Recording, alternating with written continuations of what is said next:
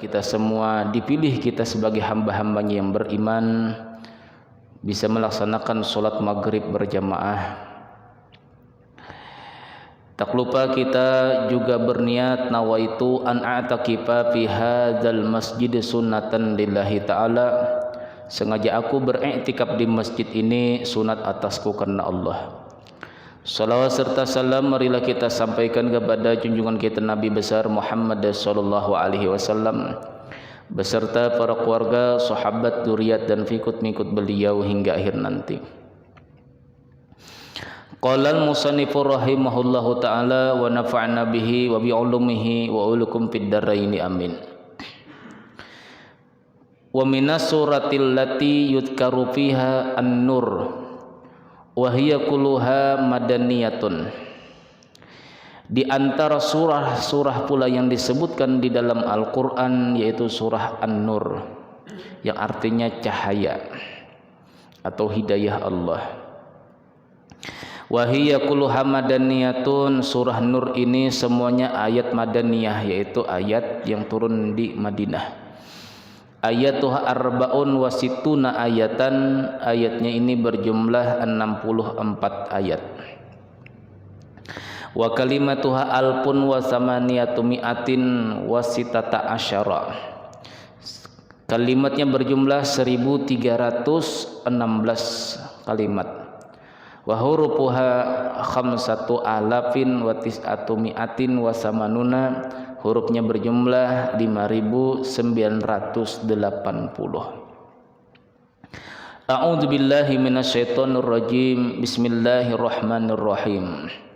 Suratun anzalnaha wa faradnaha wa anzalna fiha ayatin bayyinatin la'allakum tadhakkarun. Az-zaniyatu waz-zani fajlidu kulla wahidin minhuma mi'ata jaldah wa la ta'khudkum bihima ra'fatun fi dinillahi in kuntum tu'minuna billahi wal yawmil akhir wal yashhad 'adzabahuma ta'ifatum minal mu'minin. Suratun anzalnaha, surah yang kami turunkan ini kata Allah. Wa faradnaha, dan kami perdukan, yang menjelaskan daripada halal dan haram. Wa anzalna fiha, dan kami turunkan pula di dalam surah itu ayatim bayyinatin, ayat-ayat atau hukum-hukum yang jelas, la'allakum tadakkarun, supaya kalian menjadi peringatan.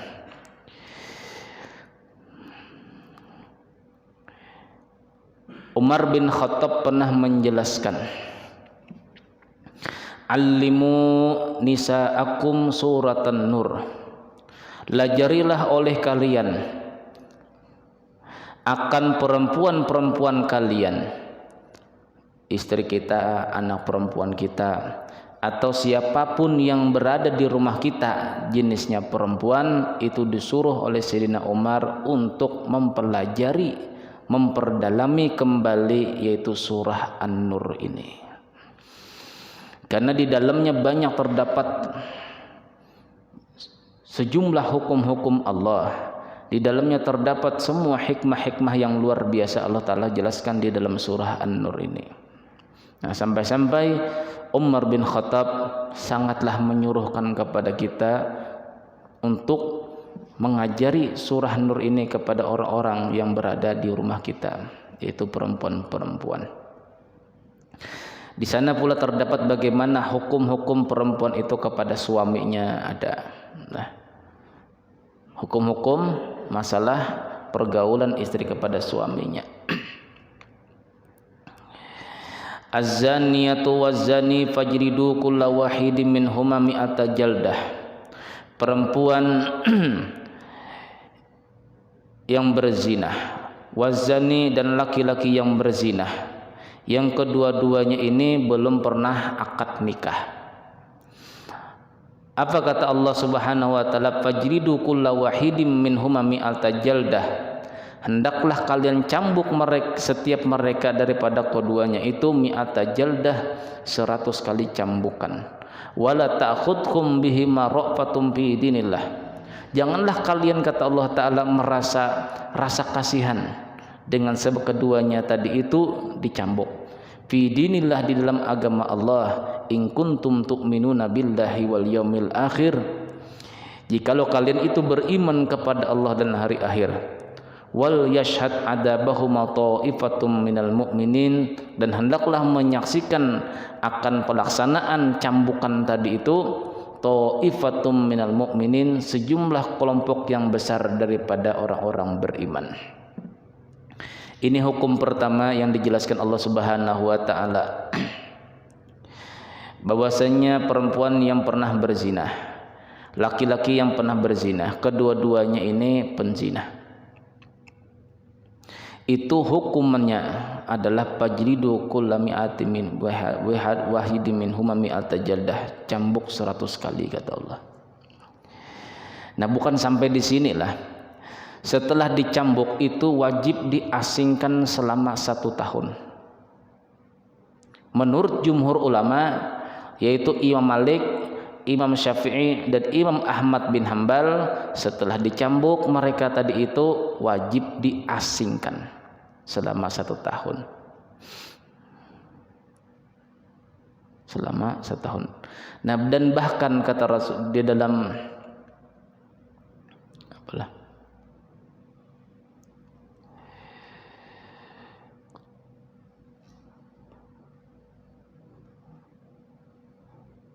mengasingkan 1 tahun itu lebih banyak berkahnya ketimbang, kata Rasulullah, kita mengharapkan manusia ini mengharapkan mendapatkan hujan atau rahmat Allah Ta'ala 40 hari.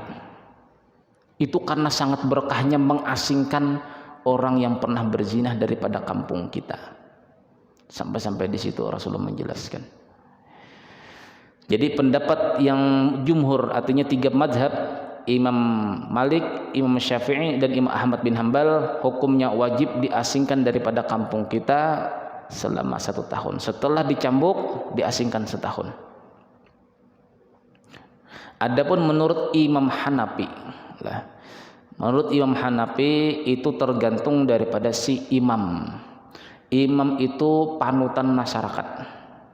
Misalnya kita di daerah kelurahan Geraha atau di kecamatan ini ada ulama besar kita. Kata ulama besar kita ini kalau diasingkan dia malah tambah rusak nantinya. Kita tidak bisa memantau mereka. Sedangkan kita di sini, kalau kita di sini insya Allah kita bisa memantau, dan bahkan dia sudah merasa malu untuk melakukannya. Jadi ini tergantung, kata Imam Abu Hanifah, tergantung daripada si imam. Si imam itu artinya panutan masyarakat di sekitar. Kalau lihat orang ini sudah bertobat, dia tidak akan melakukan lagi, silahkan di sini. Tetapinya keberkahan hujan 40 hari itu masih rendah nilainya dibanding kita mengasingkan 1 orang penzina daripada kampung kita.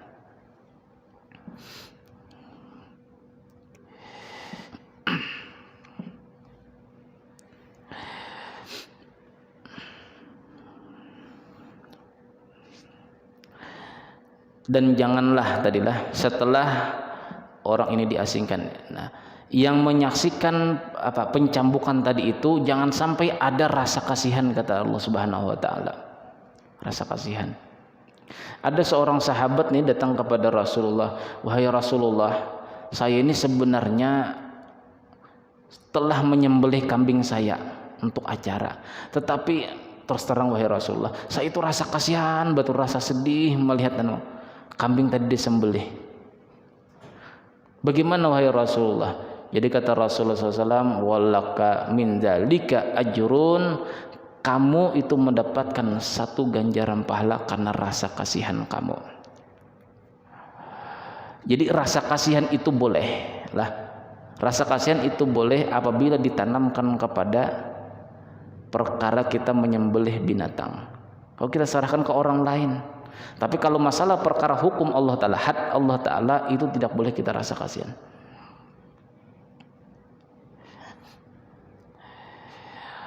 Diriwayatkan bahwasanya Abu Hurairah daripada Zaid bin Khalid dan Zaid bin Khalid ibnu Khalid. Ada dua orang laki-laki datang kepada Rasulullah Shallallahu Alaihi Wasallam. Jadi dua orang ini bertanya, di antara dua orang ini bertanya, ya Rasulullah, anak saya ini ikut bekerja kepada laki-laki ini. Nah, lalu suatu ketika, karena anak saya ini akrab dengan laki-laki ini, bahkan sampai akrab dengan istrinya temannya ini, timbullah rasa cinta, berzinah keduanya. Istri temannya dizinahinya, wahai Rasulullah. Ini anak saya, kelakuan anak saya ini bagaimana, wahai Rasulullah? Nah, demi anak saya, wahai Rasulullah, saya akan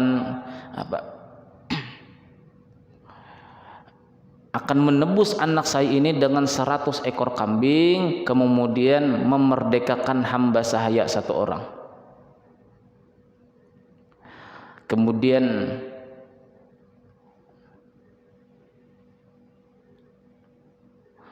ulama-ulama pada waktu itu lah, orang-orang sahabat-sahabat Rasulullah yang sudah alim mengatakan tidak cukup seperti itu. Anak sampean harus dicambuk 100 kali, sedangkan perempuan ini harus dirajam. Kemudian Rasulullah SAW kemudian diasingkan selama 1 tahun. Tidak boleh berkumpul di sini, harus masuk hutan, asingkan selama 1 tahun. Nah, kemudian Rasulullah SAW mendengar cerita ini bersabda, "Walladzi nafsi biyadih, demi Allah yang diriku berada di tangan kekuasaannya, la aqdiyanna bainakum bi kitabillah, aku akan memberikan hukuman di antara kalian berdua." Wahai laki-laki, kamu punya istri ini kan, nah anak sampean kan ini berzina dengan istri ini. Al walidatu wal ghanam, perempuan tadi itu dan kambing itu, raddun alaika, ku kembalikan, kata Rasulullah. Ini bukan tebusannya ini seperti ini, kata Rasulullah. Wa ala ibnika jidumi'ah, anak kamu, kata Rasulullah, itu dicambuk 100 kali. Wa taqribu amin, kemudian diasingkan selama 1 tahun. Waqdud ya Unais, sekarang wahai Unais, kamu kasih tahu kepada istri kamu, tanyakan, apakah betul istri kamu ini pernah berzina dengan anak ini? Fa in arafat, maka apabila dia mengaku, kata Rasulullah SAW, parjumha, hendaklah kamu rajam. Nah, inilah di antara hadis-hadis masalah dirajam. Jadi orang yang bujang tidak pernah kawin itu dicambuk 100 kali. Adapun orang yang pernah kawin berzina, maka hukumannya dengan cara dirajam. Digali lubang, dimasukkan laki-laki atau perempuan di situ sampai sebatas kepala, kemudian dilempari dengan batu sampai meninggal dunia, lalu terhapuslah dosanya.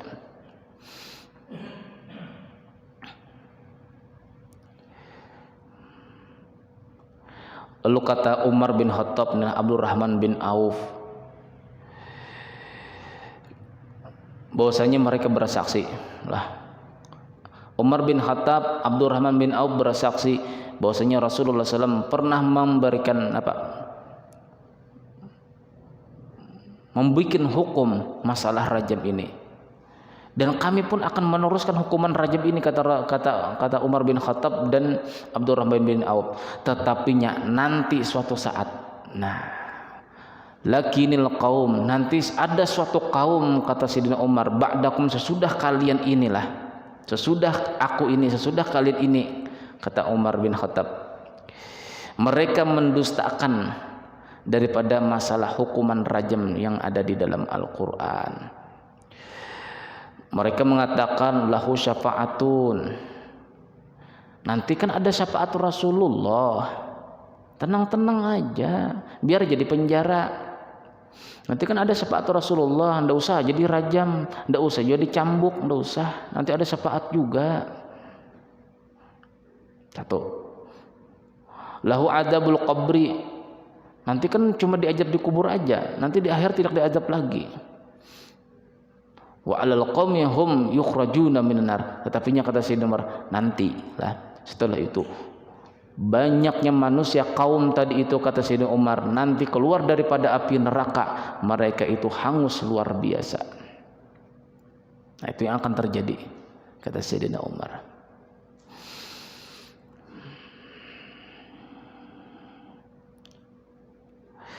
Rasulullah sallallahu alaihi wasallam bersabda, lahdun yuqamu fil ardi khairun li ahliha min ayyumratu arba'ina sobahan. Rasulullah bersabda, satu kali hukuman cambuk itu dilaksanakan di muka bumi, khairun li ahliha, itu lebih baik bagi yang berada di kampung itu, min ayyumratu arba'ina sobahan, daripada diturunkan hujan rahmat selama 40 hari. Ibarat bandingannya kita berdoa kepada Allah Ta'ala di waktu musim panas, tidak ada hujan, kekeringan kampung kita, kekeringan Balikpapan, tidak bisa lagi yang diharapkan daripada air ledeng PDAM. Kita mengharapkan hujan aja supaya perkebunan, pertanian dan lain sebagainya kita bisa mengambil manfaat daripada hujan. Kita berdoa, lalu diberikan Allah Ta'ala dengan diijabah Allah Ta'ala doa kita tadi. Orang sholat istisqa, diijabah Allah Ta'ala doanya. Lalu turun hujan selama 40 hari. Berarti doa orang-orang yang di Balikpapan ini misalnya itu diijabah Allah Ta'ala, artinya rahmat Allah Ta'ala turun, lalu turun hujan 40 hari.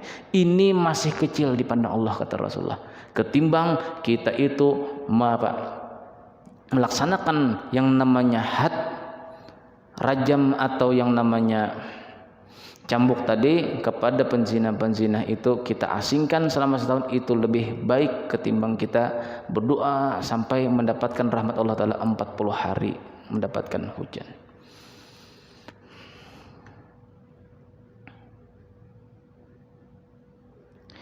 Tetapinya kata ulama-ulama kita, sepakat ulama kita lah, yang namanya hukum cambuk itu wajib hukumnya keras, tapi tidak sampai yang namanya membuat lumpuh.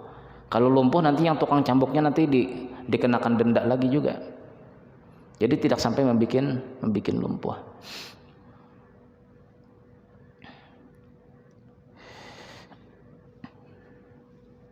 Jadi cerita. Ini mungkin satu tahun dahulu pernah kita ceritakan. Ada 3 orang anak laki-laki yang bernama, ketiga-tiganya ini bernama Abdullah. Anak pertama Abdullah, anak kedua Abdullah, anak ketiga Abdullah. Nah, jadi dia bercerita, yang 3 orang bercerita. Di waktu bapak saya sakaratul maut. Sakaratul maut. Pada waktu mendekati ajalnya. Anakku yang pertama mendapatkan warisan, anakku yang kedua mendapatkan warisan, anak yang ini tidak mendapatkan warisan. Meninggal dunia bapaknya tadi itu. Bingung, ada pertanyaan dalam diri, kok kenapa saudaraku yang 2 ini dapat, aku tidak dapat? Jadi kata yang berdua, ini sudah daripada wasiat bapak, bahwasanya kamu tidak mendapatkan hak warisan. Pokoknya kita harus tanyakan masalah hukumnya nih. Kenapa aku tidak dapat? Nah, selidik pada mereka ini bertanya, siapa yang menjadi qadhi, atau sekarang ini menjadi ketua MUI lah. Ketua MUI. Ada di kampung sana ketua MUI yang bisa memutuskan hukum. Itu namanya qadhi, dahulu orang qadhi, sekarang menjadi MUI lah. Majelis Ulama Indonesia yang memutuskan hukum. Jadi kodenya di sana. Nah, di pertengahan jalan ada seorang bapak-bapak, kakek-kakek menangis. Kenapa sampai menangis? Aku kehilangan untaku.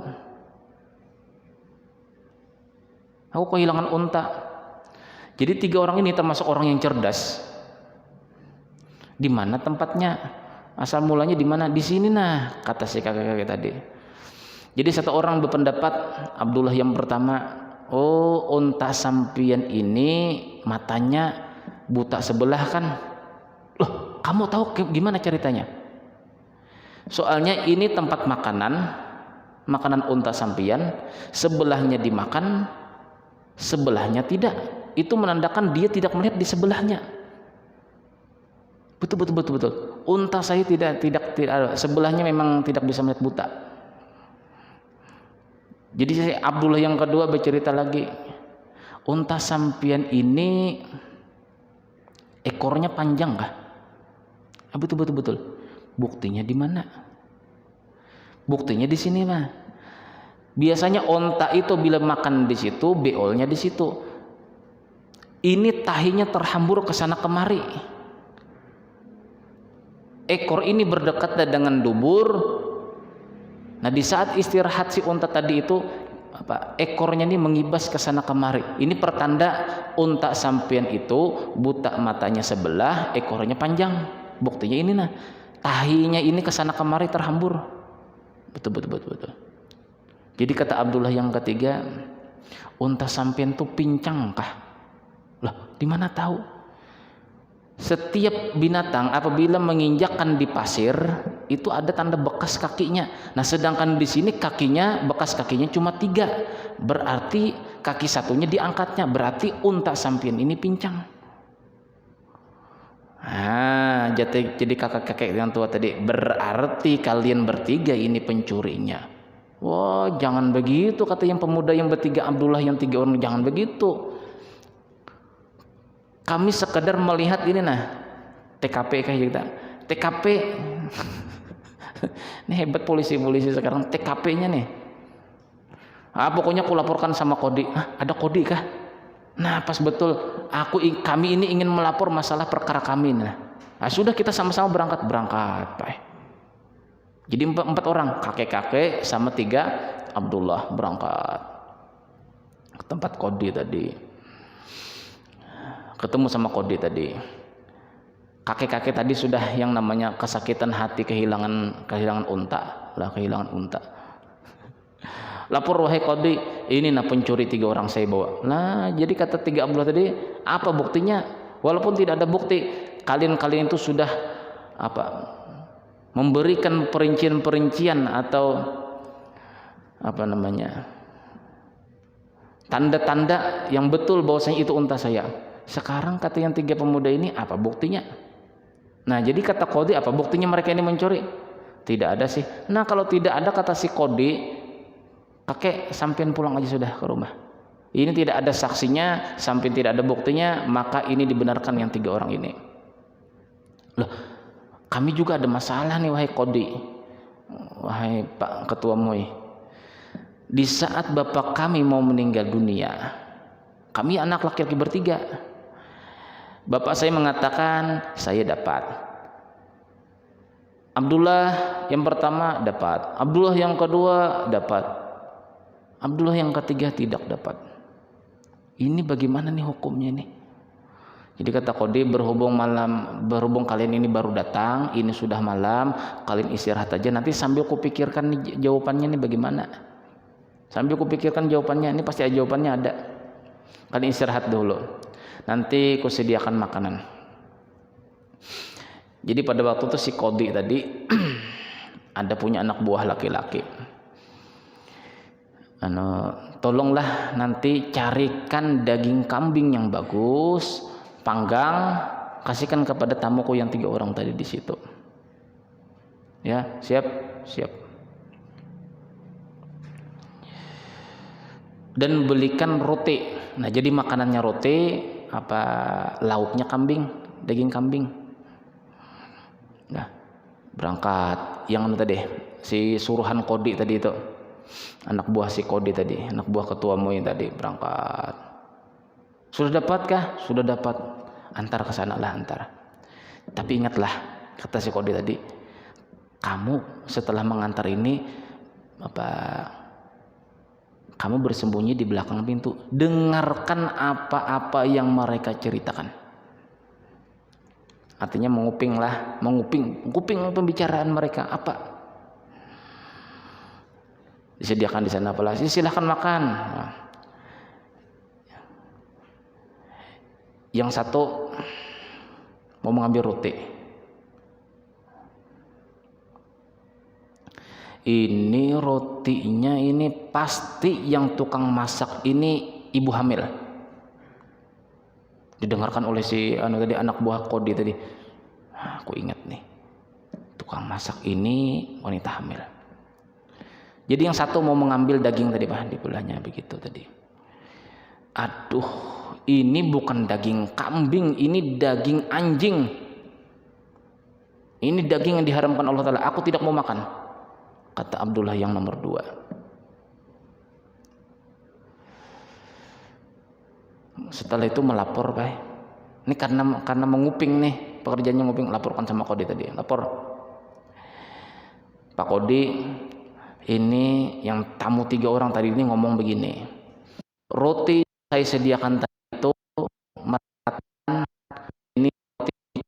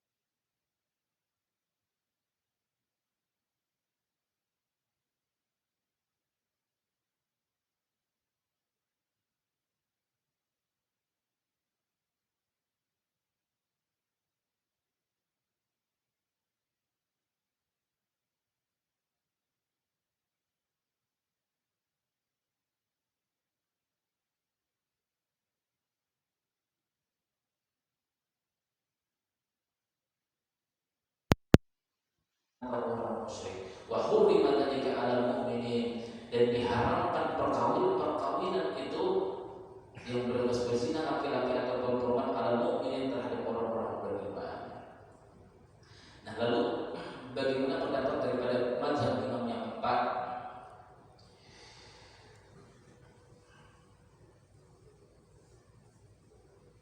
Kalau Imam Ahmad bin Hanbal menyatakanlah tidak sah sama sekali laki-laki yang tidak pernah berzina mengawini perempuan yang pernah berzina, atau perempuan yang berzina mengawini laki-laki yang tidak pernah berzina, itu menurut Imam Ahmad bin Hanbal tidak sah, terkecuali dia bertobat, terkecuali dia betul-betul bertobat baru sah hukumnya. Ini menurut pendapat Imam Ahmad bin Hanbal. Sedangkan imam yang lain itu dibolehkan, bolehkan.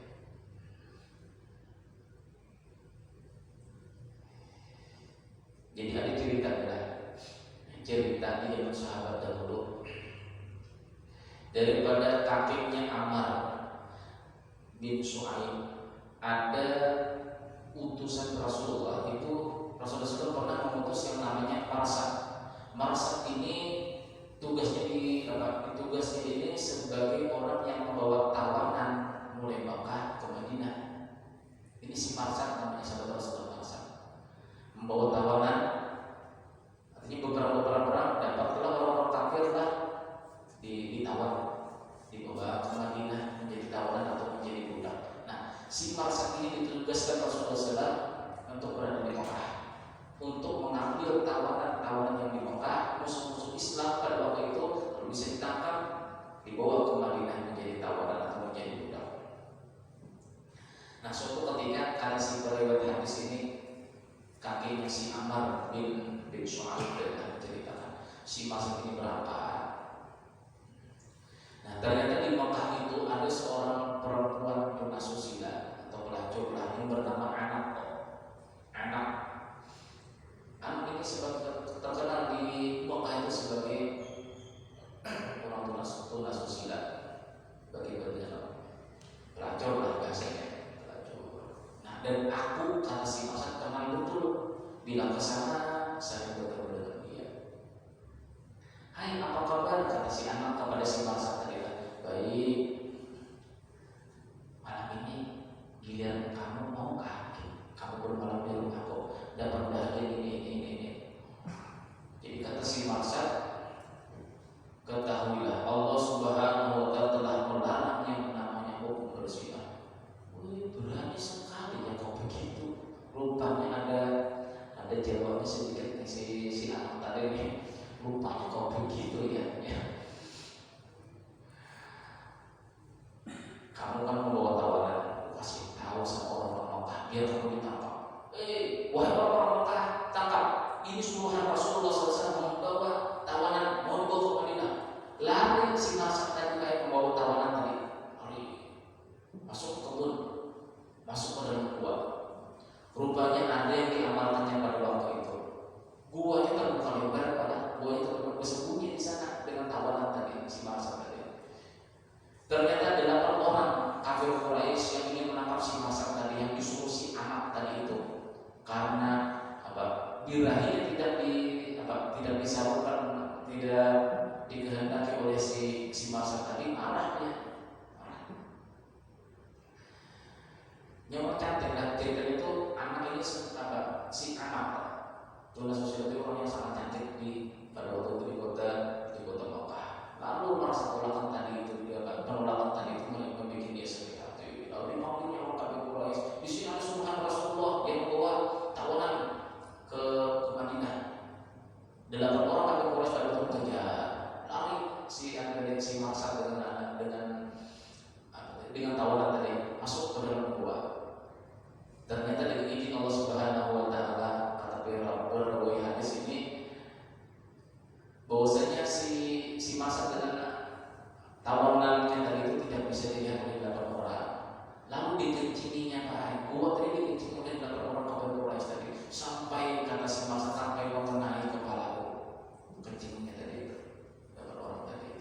capek, mungkin kecapean lah, kencing sana di lubang. Itu dengan orang Arab, kencing itu di lubang. Jadi tidak tahu matanya tidak ada orangnya, ternyata semasak dengan tawanan tadi di situ. Nah setelah itu berangkat menuju Madinah, bertemu dengan Rasulullah SAW. Wahai Rasulullah, itu nasi anak itu mah saya ingin nikahi wahai Rasulullah. Cantik orangnya. Wahai Rasulullah, saya ingin menikahinya. Sampai 3 kali tidak dijawab Rasulullah SAW.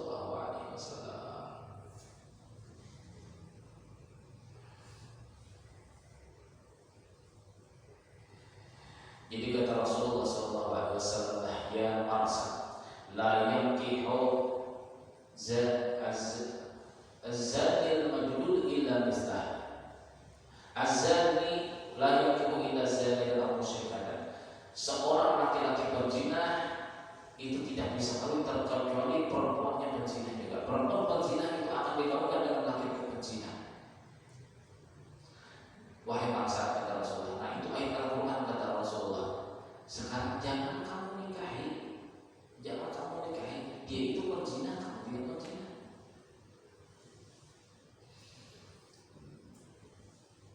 Lalu Rasulullah bersabda, la yankihu zadil majnun illa mislah. Jangan sampai mengawini orang laki-laki berzina yang dicampur itu terkecuali perumpamaannya juga. Artinya perempuan itu pernah berzina juga. Lalu dengan hadis yang beginilah sebahagian ulama-ulama kita inilah boleh mengawinkan si A sama si B yang pernah berzina. Jadi riwayat daripada Ibnu Abbas radhiyallahu anhu dengan hadis yang di atas ini tadi. Jadi dari Ibnu Abbas ada seorang laki-laki datang kepada Rasulullah SAW berkata, Inna indi imra'atan. Wahai Rasulullah, saya punya istri wahai Rasulullah. Min ahabbin nas, itu manusia yang paling saya cintai istri saya itu wahai Rasulullah. Walakin la tamna'u ya dalam istri, tetapi istri saya itu tidak pernah menolak apabila dipegang oleh laki-laki yang lain. Dibawa ke sana, iya juga. Dibawa ke sini, iya juga wahai Rasulullah. Jadi apa kata Rasulullah? Tolong lihat, tanamkan sudah istri kamu, tanamkan sudah istri kamu itu begitu. Tetapi wahai Rasulullah, saya cinta mati sudah wahai Rasulullah. Jadi kata Rasul pas tampil dia, sudah selamat Rasulullah, nikmati sudah kamu dan istri kamu. Jadi sampai di situlah yang tidak bisa menjaga istri sampai mau dibawa laki-laki jalan-jalan apa-apa itu semua teman-teman. Dan dikhawatirkan itu sudah berzina. Tapi Rasulullah SAW di sini dengan sadari banyak komentar para sahabat-sahabat yang lain adalah selama perempuan atau istri kita ini tadi tidak ada saksi berzina lah, itu jadi talak belum. Cuma kesimpulan akhirnya untuk bab yang pertama ini, di dalam kitab Jauharul Marhum ada cerita. Ada seorang suami istri mempekerjakan seorang laki-laki pembantu untuk mengantarkan air setiap harinya ke rumah tadi. Dan pembantu tadi tidak pernah melihat istri, majikannya tidak pernah melihat. Lalu suatu ketika ketemu di dapur yang tukang bawakan air tadi ini, ketemu dengan istri majikannya, lalu langsung memegang tangan majikannya tadi, lalu marah. Yang majikan perempuan itu marah. Lalu pada waktu itu datang sang suami, wahai suamiku, sampeyan di pasar menjual perhiasan perempuan. Saya ingin bertanya, sampai ada melakukan kesalahan apa? Tidak ada katanya. Kenapa tidak ada? Kita selama puluhan tahun di sini. Pembantu kita tidak pernah melihat aku dan tidak pernah semena-mena tangannya itu memegang tanganku. Baru kali ini itu pertanda bahwasanya sampeyan pernah memegang perempuan di pasar. Ngaku tidak? Iya. Nah, ini mengumpulkan seperti itu. Bila ada sifat khianat di dalam diri kita, Allah akan menghadirkan sifat khianat dari istri kita. Sebelum terjadi sesuatu yang aneh-aneh terhadap pasangan kita yang dulu tobat. Bila tidak bertobat maka Jadi dalam sabda Nabi sallallahu alaihi wasallam, peliharalah perempuan-perempuan di antara kalian. Artinya tetangga-tetangga itu dipelihara, perempuan-perempuan tetangga-tetangga itu dipelihara. Maka Allah akan memeliharakan perempuan-perempuan yang ada di dalam rumah kita. Makanya sangat dibencilah orang yang sampai berzina dengan tetangganya, itu lebih dibenci ketimbang dia berzina dengan perempuan di kampung lain. Karena hak kita dengan tetangga menjaga kehormatan mereka, ternyata kita menjaga kehormatan tetangga ini lebih dibenci Allah Ta'ala ketimbang orang ini berzina dengan di kampung yang jauh. Nah, peliharalah perempuan-perempuan di antara kalian, maksudnya tetangga-tetangga kalian, maka Allah akan menjamin memelihara perempuan yang ada di dalam rumah kita, baik anak kita ataupun istri kita. Jadi ibarat hukum karma adalah hukum karma. Kita ada sifat khianat, dia tidak bertobat, maka ini akan hadir di dalam hati istri kita. Jangan istri kita dahulunya nakal-nakal begini misalnya, itu akan dihadirkan di dalam diri kita. Karena setiap pasangan itu sudah disatukan dengan dua kalimat syahadat. Nah, tinggal kita. Bila sudah demikian, apapun rahasia yang terdahulu, jangan sampai kita ceritakan dengan orang lain ataupun dengan pasangan kita, karena itu akan menjadi saksi nanti di akhirat. Insya Allah minggu yang akan datang kita bahas lagi bab yang kedua, bagaimana caranya adalah bertobat daripada saksi-saksi. Karena ini termasuk dosa yang besar, yaitu menjadikan saksi di dalam kemaksiatan kita, termasuk kita bercerita. Itu bagaimana nanti hukumnya, itu ada dalam kitab Fathul Mu'in I'anatul Thalibin juz yang keempat. Insyaallah minggu datang kita bahas bersama. Amin ya rabbal alamin. Al-Fatihah.